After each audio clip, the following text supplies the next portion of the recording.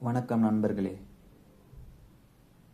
நாம் ஒவ்வொருவரும் ஏன் சில குறைகளோடு பிறந்திருக்கிறோம் என்று நாம் இன்று பார்ப்போம்.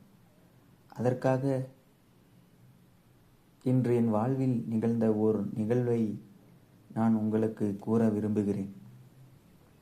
இதன் மூலம் நாம் ஏன் குறையுடன் பிறந்திருக்கிறோம் என்று நம்மால் புரிந்து கொள்ள முடியும். அதனால் நண்பர்களே, இன்று நான் குறைகளை பற்றி பார்ப்போம். நான் இன்று வழக்கம் போல அலுவலக பணிக்காக வீட்டிலிருந்து அலுவலகத்தை நோக்கி நடந்து சென்று கொண்டிருக்கின்றேன். செல்லும் வழியில் ஒரு குறிப்பிட்ட தூரத்தில் நான் 3 குருவிகளை பார்த்தேன். 3 குருவிகளில் 2 குருவிகள் சாதாரணமாக தென்பட்டது. அது பார்ப்பதற்கு மென்னிற பசுமை கலந்த கருப்பு நிறத்தில் காணப்பட்டது.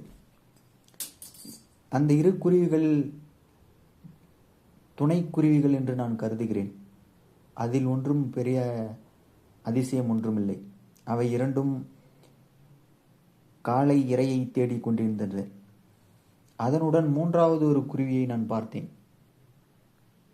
அந்த குருவி மிகவும் அரிதாக தென்பட்டது. ஏனெனில் அதன் சிறகுகள் மட்டும் சிவப்பு நிறத்திலும் கழுத்து மற்றும் வால் பகுதிகள் கருமை நிறத்திலும் காணப்பட்டது. அதை பார்க்கும் பொழுது எனக்கு ஒரு எண்ணம் ஏற்பட்டது. எவ்வாறு இந்த சிவப்பு நிற குருவி இந்த மற்ற 2 சாதாரண குருவிகளுடன் சேர்ந்து இரை தேடிக் கொண்டிருக்கிறது என்று எனக்கு ஒரு கேள்வி ஏற்பட்டது. அது எவ்வாறு இந்த 2 வேறுபட்ட குருவிகளும் நண்பர்களாகி இருக்கின்றன என்பது எனக்கு விளங்கவில்லை. சிறிது சிந்தித்து பார்த்தேன். ஒருவேளை இந்த சிகப்பு நிற குருவியின் தாய் அந்த சாதாரண குருவிகளின் கூட்டில் முட்டை வைத்து விட்டிருக்குமோ? அதனால் பிறந்த இந்த சிவப்பு நிற குருவி அதனுடன் பிறந்த மற்ற சாதாரண குருவிகளுடன் சேர்ந்து வளர்ந்திருக்குமோ என்று என் மனதில் ஒரு எண்ணம் தோன்றியது. நான் கேள்விப்பட்டிருக்கிறேன், குயில்கள் மட்டும்தான் காகத்தின் கூட்டில் முட்டை வைக்கும் என்று.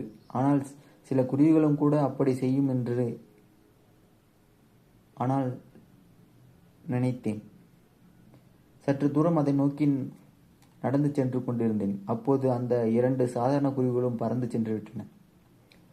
அந்த சிவப்பு நிற குருவி மட்டும் அங்கேயே இரை தேடிக் கொண்டிருந்தது.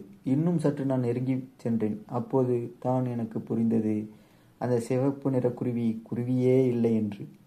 அது சாதாரண சிகப்பு நிற நெகிழிப்பை, அதாவது பிஸ்கட் கவர். அது காற்றில் அசைந்தாடுவது எனக்கு தூரத்தில் இருந்து பார்க்கும்போது ஒரு குருவியைப் போல தென்பட்டது.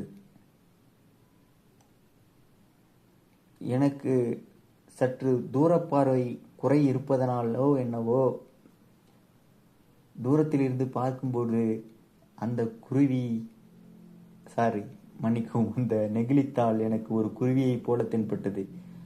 அதனால் நண்பர்களே, இந்த தூரப்பார்வை குறை இருப்பதனால் மட்டுமே எனக்கு இந்த சிகப்பு நிற குருவியின் தாய் அந்த சாதாரண குருவியின் கூட்டில் முட்டை வைத்திருக்குமோ என்ற கற்பனை உருவாகியது.